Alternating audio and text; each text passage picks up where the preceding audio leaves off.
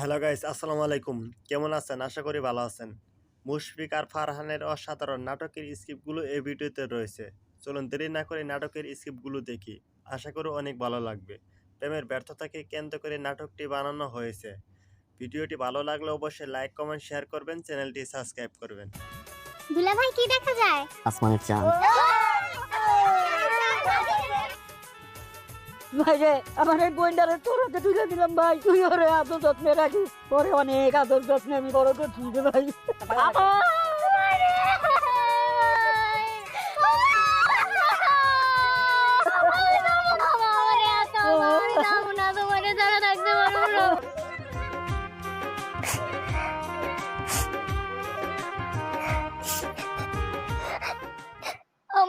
আমার কথা অনেক মনে পড়তেছে।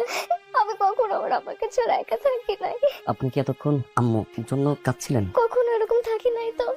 আমার না এখানে দম বন্ধ লাগতেছে। না, দম বন্ধ হওয়াটা স্বাভাবিক। খাটের উপরে এতগুলো ফুল দিয়ে তার উপরে নেই কোনো দরজা। না, আমার কথা অনেক মনে হচ্ছে আমার। আমি তো আপনার আমাকে আমার আম্মার কাছে নিয়ে যান। আমি কালকে খুব সকালে আমি আপনাকে আন্টির কাছে আম্মু মার কাছে দিয়ে আসি। কালকে? জি, কালকে সূর্য ওঠার সঙ্গে সঙ্গে। সত্যি? সত্যি। আচ্ছা, যেহেতু আসছেন মুরব্বী মানুষ, যাওয়া উচিত, কিন্তু একটা শর্ত আছে। বলুন। একদিনের জন্য যাবে। আমরা যাবো, একদিন থাকবো, তারপর দিন চলে আসবো। চলেন না যাই।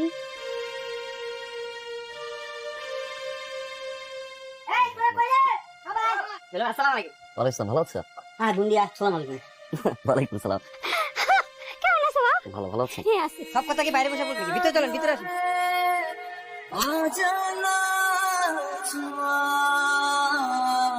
মায়াবী চোখে মায়া যেন দুলিয়া বীর মাথা নেশা চড়ালে মায়ায় জড়ালে।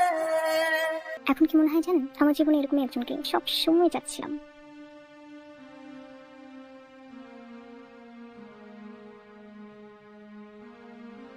না বাড়া না। না মা, আমার যে তোমার দেখে কত ভালো লাগতেছে মা। বাড়িতে কি কাজের আর কোনো মানুষ নাই? থাকবে না কেন? তুমি কি চাও এখন কাজের লোককে আমি সর্ববেলা তোমার জন্য নিয়ে আসি? যে দুধে আলতা কন্যার আমি শ্বশুর বাড়ি পাঠাইলাম, সেই কন্যা কই আমার? মা, তোমার কন্যা এখন একই আছে। তুই আমার সুখে সুস্কে রে খাস না? কি যে বলো, তুমি না সবসময় কথা বলতো। শরবত খাও তো। জামাইকে মুরগির রান তো বাতে দেয় না? আমার জন্য আমাকে পাশের বাড়ির রামেন আছে না, বিদেশে জামাইয়ের লগে বিয়া হইলো 2 দিন আগে তো খবর আইছে, হ্যাঁ জামাই বলে বিদেশে বিয়া কর, হ্যাঁ বলে তালাক দিব। 3 নম্বরের ছেলে ওইটাও না 6 অনেক ছ। তুমি না বললে একটাবার তাকাই দেখতে। পুরো আসো, ঠান্ডা লাগবে, পরে বার আসি তখন ডিসিশন নেওয়া যাবে। ডিসিশন যদি নিতেই হয় তাহলে দুপুরে এসে নিতে হবে, তাই না?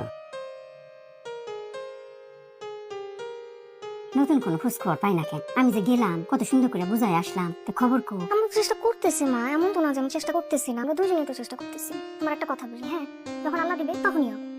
মানুষের কথা এত কান দিও না। এটা মানে এটা না আমাদের কোনো প্রবলেম ওটার জন্য বা আমি কোনো কিছু চিন্তা করছি বা কারো কথায় কোনো কিছু মাথা নিচ্ছি একদমই না।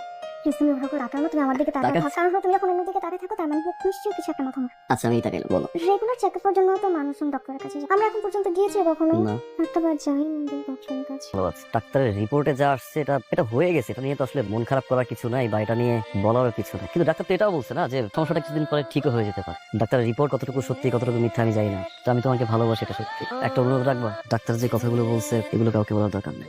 তো শাশুড়ি গুলো তুই নাকি ঘরে থেকে বাইর হস না, কারোর সাথে কথা পর্যন্ত কস না, কি হয়েছে তোর? কি একটা ছেলের কাছে বিয়া দিছি, তার দোষে আছে আমার এই মেয়ের অবস্থা।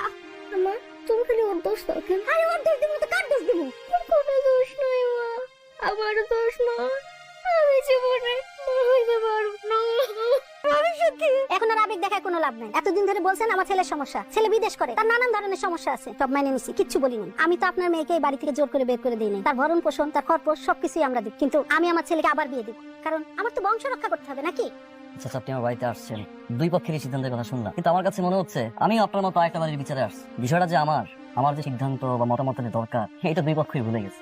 যেহেতু পুরোপুরি বিষয়টাই আমার এবং বউটাও আমার, সিদ্ধান্তটা আমি নিতে চাই। ঠিক, সরি। আমি তোমার মা তোমার সাথে কথা বলতেছে না, কথা বলবো না, আমার সাথে কথা বলতেছে না, আমার কি দোষ? আমি বাচ্চা দিতে পারবো না, আমার বাচ্চা হবে না, এটা কি আমার দোষ বলো? আমার দোষ বলো? সবাই বলবো আমার ইচ্ছা কথা বলি। আমার সবসময় একটা ইচ্ছা হতো আমি যদি কারো প্রেমে পড়ি বা কাউকে ভালোবাসি তাকে নিয়ে পালিয়ে গিয়ে বিয়ে করবো। পালিয়ে যাবো দূরের কথা, প্রেমে তো আমি পড়ছি, এখন পালানো বাকি। ভালোবাসো? প্রমিস।